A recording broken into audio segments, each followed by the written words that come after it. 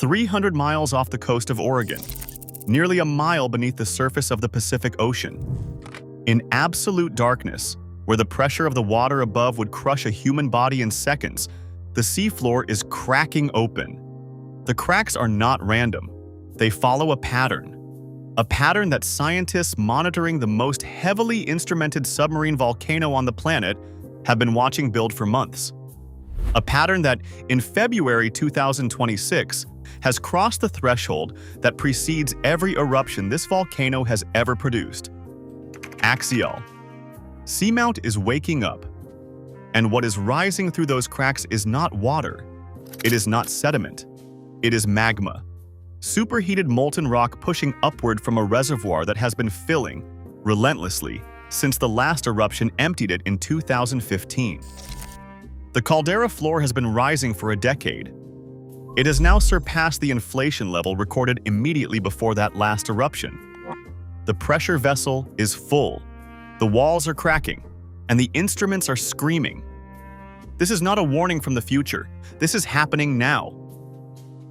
But what makes February 2026 different? From every previous moment in this volcano's recorded history is not just what is happening beneath the Pacific. It is what is happening simultaneously on land, 300 miles to the east, beneath the streets of one of the most populated cities in the American Northwest. February 17th, 2026. Seattle, Washington. A new study lands on the desks of seismologists across the Pacific Northwest, and the reaction is immediate, controlled, professional. But underneath the careful language of the press release, something else is visible: alarm. The research reveals that the smaller fault branches radiating off the Seattle fault zone rupture far more frequently than anyone believed. Not every few thousand years, every 350 years. The last major rupture occurred sometime in the early 19th century. The math is not subtle. Seattle is overdue, and the Seattle fault does not exist in isolation.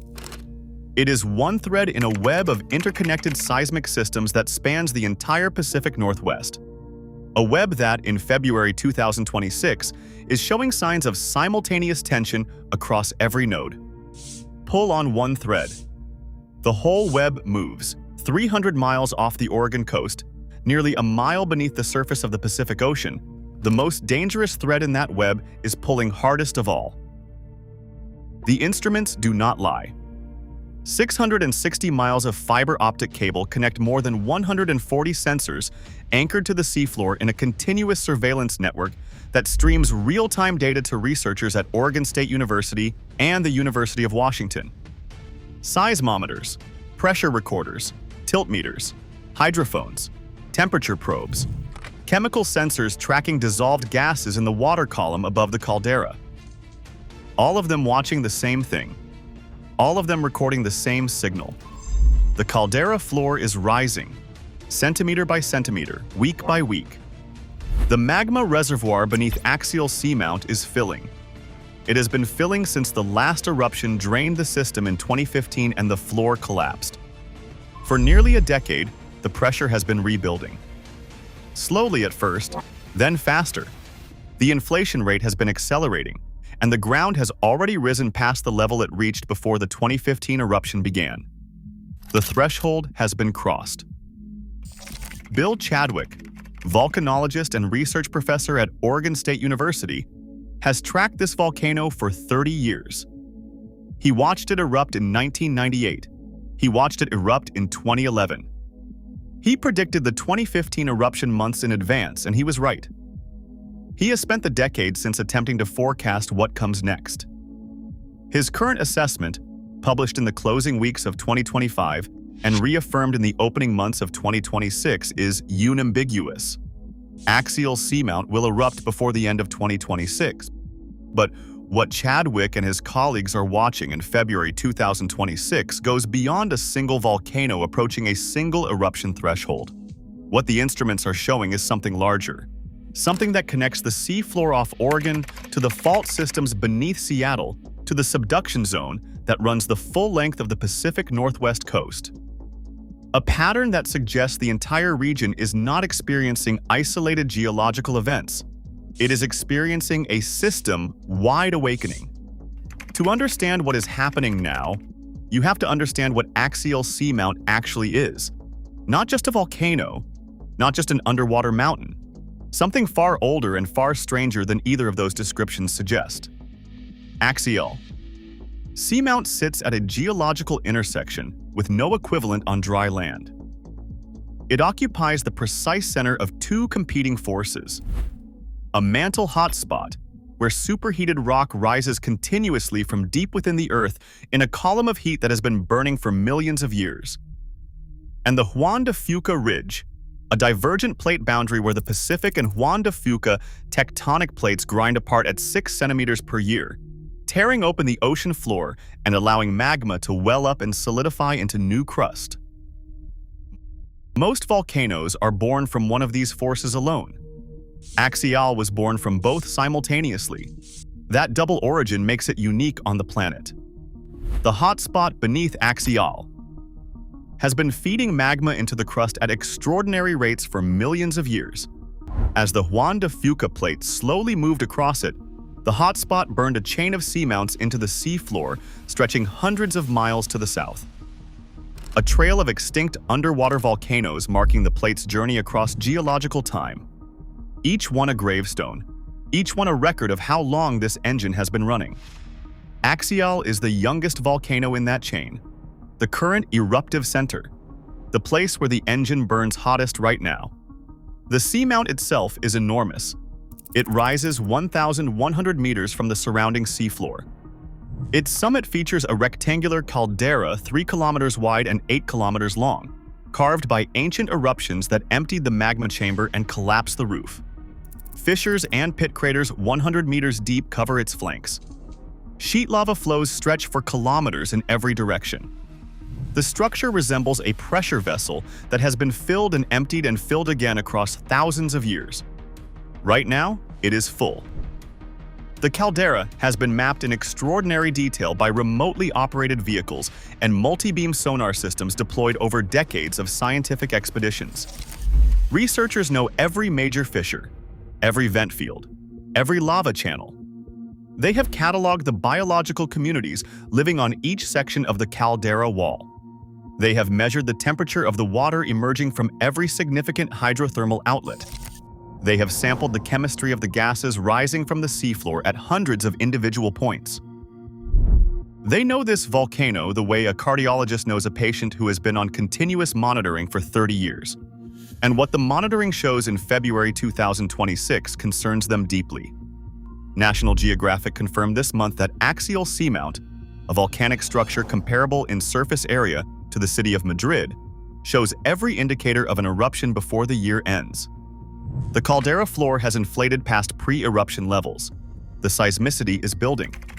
And geophysicists at Uppsala University in Sweden and ETH Zurich in Switzerland have now deployed a physics-based failure model directly against the live data stream from the seafloor. Their system was designed to predict geological failure across a spectrum of natural systems: landslides, glaciers, volcanic eruptions. It has successfully retroactively predicted failure events using historical data from Axial itself. Now it is watching the real-time feed, processing every pressure reading, every seismic event, every fractional tilt of the caldera floor, searching for the fingerprint of imminent collapse in the numbers streaming up from the deep.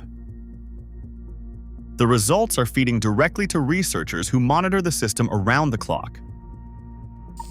The 3 previous eruptions at Axial follow a pattern so consistent it approaches clockwork.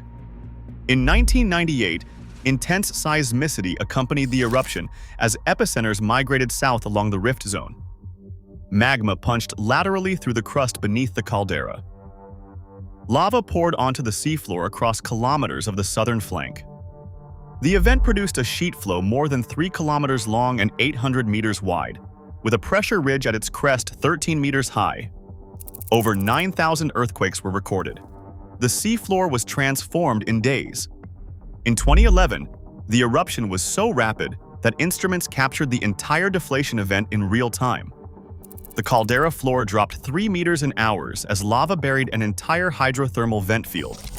Ecosystems that had developed over decades were obliterated in a single afternoon.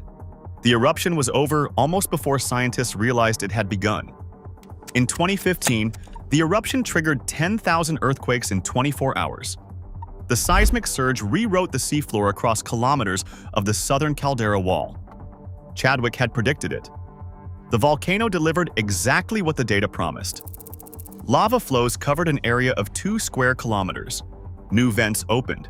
New chemistry emerged from the fresh cracks in the ocean floor. The ecosystem that had been buried began almost immediately to recolonize. Each eruption followed the same sequence: inflation to threshold, seismicity surge, caldera deflation, lava on the seafloor. The current inflation cycle has already exceeded the 2015 pre-eruption level. The magma is there. The pressure is there. The historical pattern is pointing in one direction only, and the seismicity is rising. Deborah Kelly, professor at the University of Washington School of Oceanography and director of the Regional Cabled Array, has watched this volcano for decades. She knows what the pre-eruption surge looks like. Before the 2015 eruption, earthquake rates exceeded 2,000 events per day for weeks. The current baseline sits well below that ceiling, but the trajectory is not flat, it is climbing. The exponential relationship between inflation and seismicity that Chadwick has documented across 3 eruption cycles shows the same curve beginning to steepen in early 2026. Slowly, but measurably. The gap between the current seismicity rate and the pre-eruption threshold is narrowing. The mathematics of magma accumulation and crustal failure do not negotiate timelines. They follow physical laws that have governed this planet for 4 billion years. When the threshold is crossed, the eruption follows within days. What that eruption looks like is something only the instruments will fully capture. Axial does not erupt like Krakatoa. It does not hurl ash into the stratosphere. It does not generate explosive columns visible from satellites. It erupts like the volcanoes of Hawaii, producing highly fluid basaltic lava that pours from fissures at the caldera walls and rift zones, spreading across the seafloor in flows that travel for kilometers. The ocean surface above will show no trace. No plume, no discoloration, nothing visible to the human eye. But 1,000 meters below, the seafloor will be transforming. And the deep sea ecosystem that depends on that seafloor will bear the full consequence. What lives around Axial Seamount is unlike anything found elsewhere on Earth. The hydrothermal vents that line the caldera walls and rift zones pump mineral-rich water at temperatures approaching 380 degrees Celsius directly into the near-freezing ocean. The chemical gradient between these extremes creates an energy source that supports an entire food web with no connection to sunlight. No photosynthesis, no surface productivity. Everything here runs on chemistry, on sulfur, on methane, on the heat of the planet itself. Giant tube worms anchor themselves to the rock around the vent openings. Some grow to 3 meters in length. They have no digestive system, no mouth. They absorb nutrients directly through their plume, feeding communities of sulfur-oxidizing bacteria living in their own tissues. Spider crabs pick across the lava fields in total darkness. Clam beds, tens of thousands of individuals deep, carpet the warmer zones around the vents. Ghostly white fish drift through the thermal plumes, feeding on organisms that feed on the microbes that feed on the volcano. These communities exist in absolute darkness, sustained entirely by the heat and chemistry of the volcano beneath them.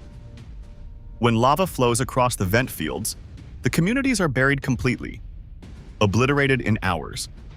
And yet they return.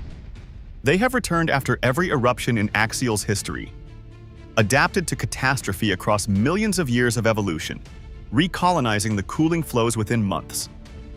New vents open in the fresh lava. New chemistry emerges. Pioneer species arrive within weeks. The ecosystem rebuilds itself from nothing on a timescale that has no equivalent on land. The resilience of life in this environment is staggering. Scientists believe these hydrothermal vent communities may represent the oldest continuously inhabited ecosystems on the planet. Some researchers argue that life itself may have originated at environments exactly like this one. That the chemistry bubbling up through the crust at Axial Seamount mirrors the conditions in which the first self-replicating molecules emerged more than 3 billion years ago.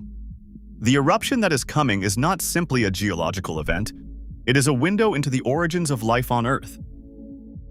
But what the next eruption reveals about the broader system is what keeps geophysicists awake. Axial Seamount is not simply an isolated submarine volcano approaching a routine eruption cycle. It is the most active and most thoroughly monitored surface expression of a geological network that encompasses the entire Pacific Northwest. The Juan de Fuca Ridge, where Axial sits, is the northern segment of a spreading center that defines the western boundary of the Juan de Fuca tectonic plate. That plate drives eastward and descends beneath the North American continent along the Cascadia subduction zone, a fault system running from Northern California to British Columbia, a fault system capable of producing earthquakes at magnitude 9 or greater.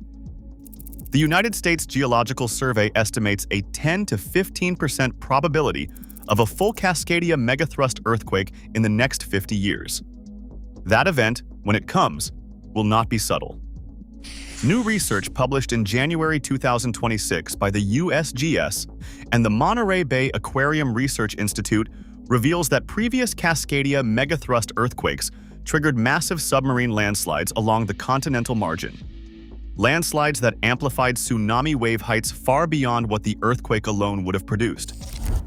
The sediment record preserved in the ocean floor off the Pacific Northwest coast contains one of the longest and most complete archive of megathrust earthquakes on the planet. Each layer in that archive represents a catastrophe. Each layer was deposited by a wave of displaced seafloor that raced across the Pacific. The archive does not show a pattern of long rest. It shows a pattern of repetition. The last full rupture of the Cascadia subduction zone occurred on January 26, 1700. It was a magnitude 9 earthquake. The resulting tsunami reached Japan. It destroyed coastal villages across what is now Oregon and Washington. It erased centuries-old indigenous settlements along the Pacific coast in minutes. The shaking lasted for approximately 5 minutes. 5 minutes of sustained magnitude 9 ground motion across a fault zone over 1,000 kilometers long. That fault has been accumulating stress ever since. And in January 2026, scientists at UC Davis published findings of a hidden earthquake zone beneath Northern California, discovered by tracking swarms of small tremors invisible to conventional monitoring. The zone marks the precise junction of the San Andreas Fault and the Cascadia subduction zone, a region where two of the most dangerous fault systems in North America meet at a boundary that researchers now conclude is not located where geologists previously believed. The geometry of the threat has changed. The Pacific Northwest is sitting above a geological architecture more complex, more interconnected, and more pressurized than any previous model assumed. The Seattle Fault below the city ruptures every 350 years. The Cascadia subduction zone ruptures every 200 to 500 years. The hidden fault zone beneath Northern California is active and poorly understood. And 300 miles offshore, Axial Seamount is approaching eruption on a timeline measured in months. These systems do not communicate with each other in real time. A submarine eruption at Axial will not trigger Cascadia. A Cascadia rupture will not cause Axial to erupt. The geology does not work that way, but they share the same tectonic framework. They are all expressions of the same fundamental reality. The Juan de Fuca plate is being consumed, grinding eastward and downward beneath North America, releasing its energy across a network of faults, ridges, and volcanic systems that spans the entire region. The energy does not disappear. It accumulates. It finds release wherever the rock is weakest. Right now, the weakest rock on that entire system is the caldera floor of Axial Seamount. For the first time in the history of volcanology, researchers will observe a submarine volcanic eruption in real time from its very first moment. The regional cabled array will capture every seismic event, every pressure change, every temperature spike at the caldera floor. Cameras mounted on the seafloor will record visual imagery of lava emerging from fissures and spreading across the caldera in real time. Hydrophones will capture the acoustic signature of the eruption as it propagates through hundreds of miles of ocean. Kelly has confirmed the plan. The eruption will be live-streamed to the world. Humanity will watch an underwater volcano erupt in real time for the first time in history. The implications of that moment extend far beyond scientific curiosity. The data collected during the eruption will not simply document one geological event. It will validate or invalidate the physics-based failure models being tested against the live feed right now by researchers in Sweden and Switzerland. If those models successfully predict the eruption onset within a narrow window, they become the most powerful volcanic forecasting tool ever developed. A template that can be applied to Vesuvius, to Rainier, to every dangerous land volcano that sits above a populated city and has never been monitored closely enough to predict. The stakes are not academic. What scientists learned from Axial could save lives in Naples, in Seattle, in Tokyo, in every city built above a volcanic system that operates on timescales too long for human memory to grasp, but too short for complacency to be safe. The instruments are running. The models are calculating. The caldera floor is rising. 300 miles offshore, nearly a mile underwater.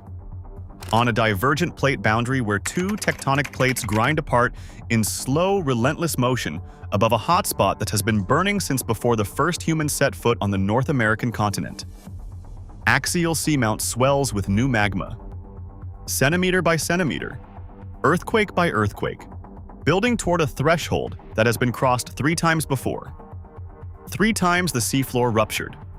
3 times 10,000 earthquakes shook the deep Pacific in a single day. 3 times rivers of molten basalt remade the ocean floor in absolute darkness. 3 times life was buried. 3 times life came back. The 4th time is coming. The caldera has already passed the inflation level that triggered the last eruption. The seismicity is rising along the curve that preceded every previous event. The failure models are processing the live feed in real time. The cameras are positioned. The hydrophones are listening. The researchers are watching the numbers every morning. And the numbers keep rising. Every day, the instruments record what is happening in the dark beneath 300 miles of cold Pacific water. Every day, the data streams ashore through 660 miles of fiber optic cable to computers in Oregon and Washington, where scientists parse the signal for the pattern they have been waiting for.